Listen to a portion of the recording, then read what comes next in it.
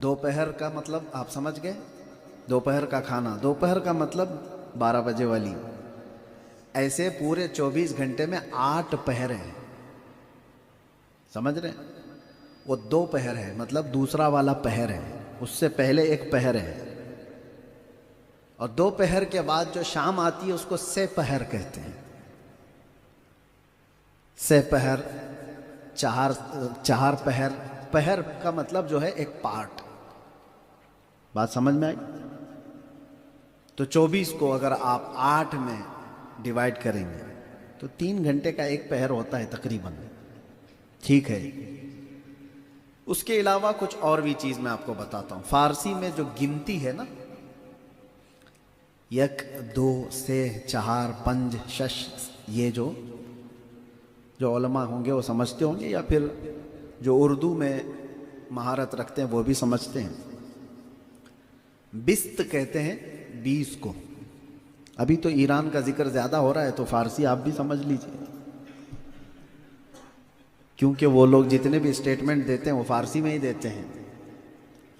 चाहे उनको ट्रंप को बोलना हो, चाहे सऊदी को बोलना हो, वो अपनी फारसी में ही बोलते हैं। बिस्त कहते हैं 20 को। दह जो है वो 10 को कहते हैं। दह, बिस्त, सी, 10 20 30। और चहारुम जो है ना 4 को। इतना तो समझ में आ रहा है? बिस्त और चहारुम का मतलब होता है 24। आप बाउंस तो नहीं जा रहा है? कुछ चीजें मुझे पहले आपको बताना है। करामत दिखा रहे हैं आला हजरत की। आला हजरत की करामत बयान करना है तो उससे कबल समझाना होगा, जहन को करीब करना होगा। फिर मैं शेर पढ़ता हूं। बिस्त कहते हैं किसे? 20 को। बिस्त तो चहारुम का मतलब क्या हुआ? 24। 3 चीजें मैंने बताया, पहर का भी बताया, बिस्त तो चहारुम का भी बताया।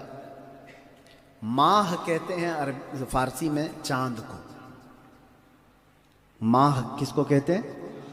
चांद को, ठीक है। ये लफ्ज समझ में आ गए। ये सब को रख करके एक और बात, हम सुन्नियों को सबको पता है, आला हजरत का जो दिन, गौस पाक की 11वीं मनाते हैं, गरीब नवाज की 6ठी मनाते हैं, आला हजरत की 25 सफर। आला हजरत की, आपका इंतकाल किस तारीख को हुआ? आला हजरत का इंतकाल 25 सफर को हुआ है। सफर भी जानते हैं कि नहीं? क्या वो भी समझाना पड़े? मुहर्रम, सफर, रबीउल अव्वल। सफर की 25 तारीख को आला हजरत का इंतकाल हुआ। अब सुनिए, आला हजरत ये जो कसीदा लिखे हैं, आपकी जिंदगी का ये आखिरी कसीदा है। तवज्जो, ये जो सफर का है उसमें एक शेर है,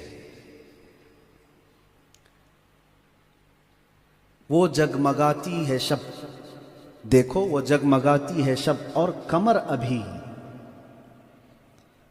यानी रात जो है जगमगा रही है, और कमर ये भी समझ में आ गया होगा आपको, चांद अरबी का चांद है, और माह जो है ना फारसी का चांद है। देखो जगमगाती है शब और कमर अभी, पहरों नहीं के बिस्तो चहारुम सफर की है। एक शेर है ये। आला हजरत कह रहे हैं, वो देखो रात जगमगा रही है और चांद जो है, चांद 24 तारीख को जब पहुंचता है ना तो छोटा हो जाता है।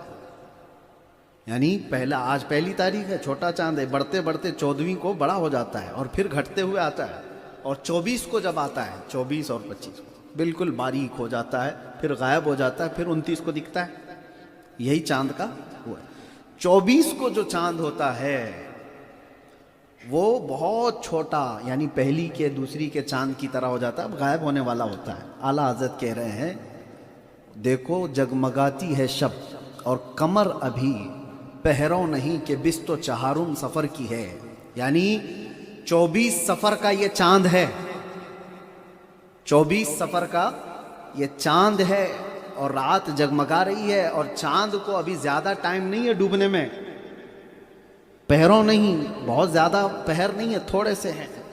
और आगे कहते हैं, माहे मदीना अपनी तजल्ली अता करे। ماہ مدینہ حضور کو کہہ رہے ہیں اے مدینے کے چاند اپنی تجلی عطا کرے. اس کے آگے کا کیا ہے؟ ہاں یہ ڈھلتی چاندنی پہر دو پہر کی ہے. اب سمجھ میں آ رہا ہے؟ سنیے. پہلے والے شعر میں اعلیٰ حضرت کہہ رہے ہیں کہ یہ جگمگاتی ہوئی جو شب ہے، رات ہے، اور اس میں چاند ابھی تھوڑی ہی دیر کے بعد ڈوبنے والا ہے. پہرو نہیں بستو چہارم سفر کی، 24 سفر کا چاند ہے یہ. تو اعلیٰ حضرت کسی بھی تاریخ کا بول سکتے تھے، 24 ربیع الاول کا چاند ہے، 24 رمضان کا چاند ہے، 24 محرم کا چاند ہے. اعلیٰ حضرت کہہ رہے ہیں 24 سفر کا چاند ہے یہ. 24 سفر کا چاند ہے اور تھوڑی ہی دیر کے بعد یہ ڈھلنے والا ہے. حقیقت میں اعلیٰ حضرت ایک اشارہ دے رہے ہیں، یہ 24 سفر کا چاند کوئی اور نہیں، وہ امام احمد رضا ہے، خود ہے. پہروں نہیں بستو چہارم سفر کی، یعنی یہ 24 سفر کا چاند ہے، ابھی ڈھلنے والا ہے. اور پوری دنیا نے دیکھا 25 سفر کو وہ چاند ڈوب گیا. 25 سفر کو اعلیٰ حضرت کا انتقال ہوا، اور 24 سفر کے بارے میں اعلیٰ حضرت نعت میں لکھ رہے ہیں کہ یہ 24 سفر کا چاند ہے، تھوڑی ہی دنوں کے بعد، تھوڑے ہی پہروں کے بعد یہ ڈوبنے والا ہے. لیکن اعلیٰ حضرت یہ بھی کہہ کر کے جا رہے ہیں اے مدینے کے چاند اپنی تجلی عطا کر. یہ ڈھلتی چاندنی پہر دو پہر کی ہے. یعنی اب یہ جو چاندنی جا رہی ہے یہ چند ہی پہروں کی ہے. یہ 24 سفر کو اعلیٰ حضرت نے کہا تھا اور 25 سفر کو آپ کا انتقال ہو چکا. کوئی ہے جو اپنی زندگی میں ایگزیکٹ یہ بتائے؟ بہرحال بات بیچ میں آئی، ٹاپک نہیں ہے، لیکن اعلیٰ حضرت کی ایک کلام میں ایک شعر انہوں نے چھوڑ دیا تھا، تو سمجھانے کے لیے مجھے اتنا آپ کے سامنے بیان کرنا پڑا. بہرحال ایک شعر کو سمجھنے کے لیے پورا بیان کرنا پڑ جاتا ہے، تو اعلیٰ حضرت کے حدائق بخشش کا کیا حال ہے.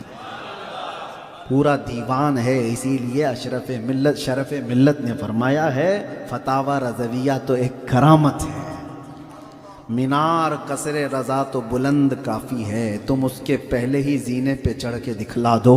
فتاوی رضویہ تو ایک کرامت ہے، ذرا حدائق بخشش ہی پڑھ کے دکھلا دو.